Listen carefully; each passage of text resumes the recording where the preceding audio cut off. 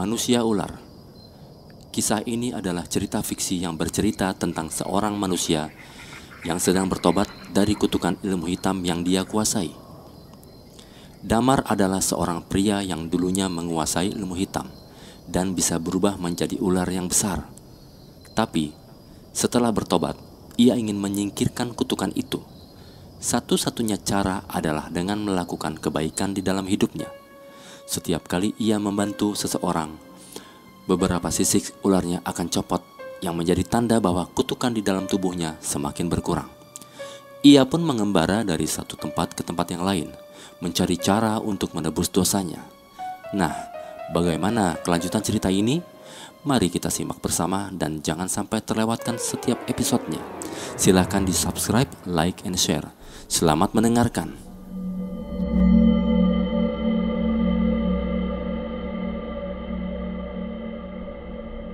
Episode 8, Kutukan Sumur Tua. Damar kembali melanjutkan perjalanannya, menjelajahi tempat-tempat baru dalam upayanya menebus dosa masa lalunya. Sisik-sisik ular di tubuhnya semakin berkurang, menandakan bahwa ia semakin dekat dengan kebebasan. Namun, ia tahu bahwa perjalanannya masih panjang dan penuh tantangan.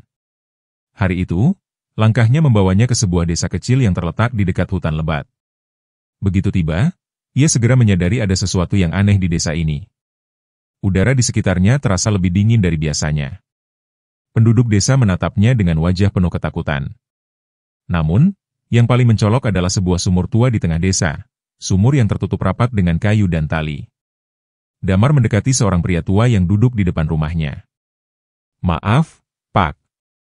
Boleh saya bertanya? Kenapa sumur itu ditutup?" Pria tua itu menatap Damar dengan sorot mata penuh kecemasan, lalu berbisik, "Kau orang asing. Lebih baik tinggalkan desa ini sebelum malam tiba." Damar tetap tenang. "Jika ada bahaya, mungkin saya bisa membantu." Pria tua itu menghela napas berat, lalu berkata dengan suara gemetar, "Sumur itu telah terkutuk." Legenda sumur berdarah. Menurut cerita yang diceritakan pria tua itu, puluhan tahun yang lalu, ada seorang gadis muda bernama Sari yang tinggal di desa ini. Ia dikenal sebagai gadis yang baik hati, tetapi nasib buruk menimpanya.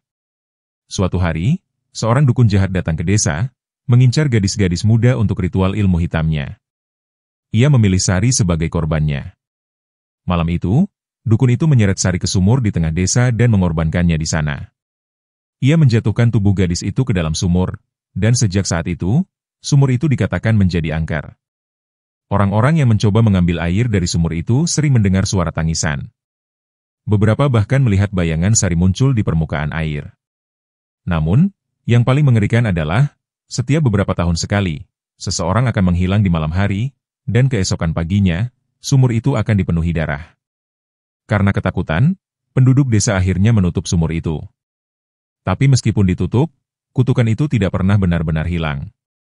Damar menatap sumur tua itu. Ia bisa merasakan energi gelap yang mengelilinginya.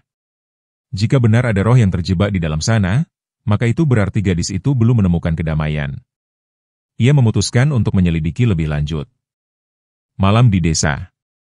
Malam itu, Damar tetap berada di dekat sumur. Penduduk desa sudah menutup pintu mereka rapat-rapat, takut sesuatu yang buruk akan terjadi. Damar menunggu dalam diam. Angin malam berhembus pelan, dan suara hening mulai terasa mencekam. Lalu, terdengar suara tetesan air. Damar menoleh ke arah sumur. Kayu-kayu yang menutupi sumur itu mulai bergetar perlahan, seolah ada sesuatu di dalamnya yang ingin keluar. Tiba-tiba, terdengar suara isakan tangis. Damar berdiri.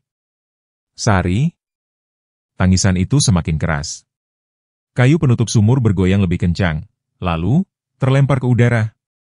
Air di dalam sumur mendidih, dan dari dalamnya, muncul sesosok wanita dengan wajah pucat dan mata kosong. Sari. Tubuhnya basah kuyup, pakaiannya masih sama seperti saat ia terakhir kali hidup. Damar bisa merasakan penderitaan yang ia alami. "Sari, aku tahu kau masih terjebak di sini," kata Damar dengan suara tenang. Mata kosong gadis itu menatapnya. Aku tidak bisa pergi." "Tapi kau bisa," kata Damar. "Kau hanya perlu melepaskan amarahmu." Sari menggeleng. Tidak. Aku tidak bisa. Aku harus membalas dendam. Aku harus menyeret mereka ke dalam sumur, seperti aku dulu. Damar menghela napas.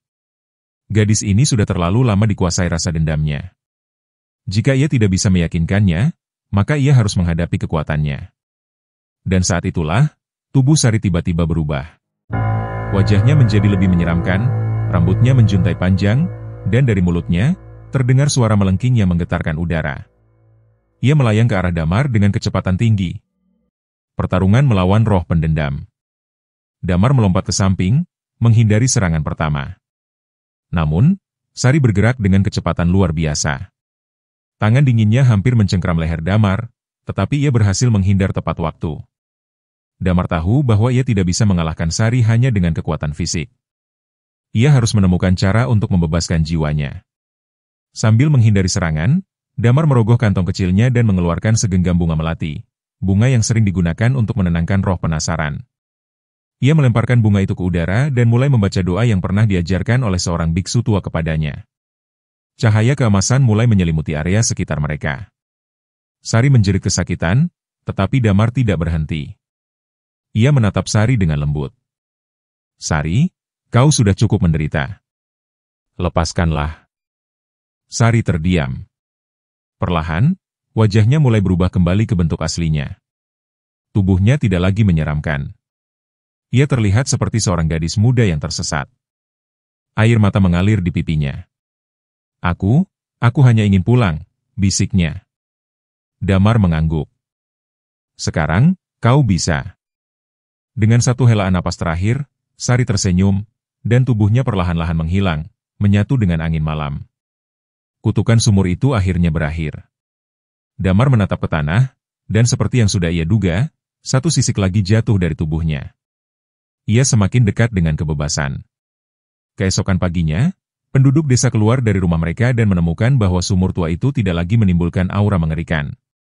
Mereka berterima kasih kepada Damar, tetapi ia tidak tinggal lama. Karena ia tahu, masih ada banyak tempat yang membutuhkan bantuannya. Dan perjalanannya belum selesai.